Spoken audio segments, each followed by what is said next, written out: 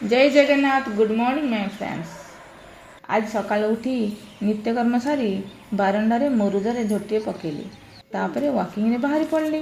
Walking रु आसी पूजा ପାଇଁ କିଛି ଫୁଲ ତୋଳି ଆଣିଲି। ପୂଜା ସାରିଲା ପରେ ड्राई फ्रूट्स टिके खाइली। तापर लंच रे कलरा चिप्स करी बोली टिके प्लान कली।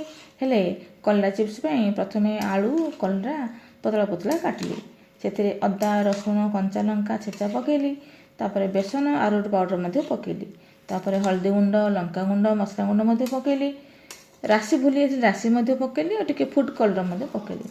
पकई सब जिनस पकई भलसे घाटी घंटी रखिदेली। तापर तेल गरम कली। तेल गरम होला परे मीडियम फ्लेम रे ताकू छाणिली। मीडियम फ्लेम रे टिके क्रिस्पी होला परे ताकू बाहर कली। तो आजिर खाइबारे करथिली गरम भात आंबुल गुड़ पकई काठी कांदुल डाली जोड़ा कि टिके खटा मिठा लगे खाइबा भी भल लगे। ता सह कलरा आलू चिप्स आउ कापड़ा किंबा चावल पांपड़ मध्य करथिली। आजिर ब्लॉग एतिकी। नमस्ते। भलरे रुहंतु समस्ते।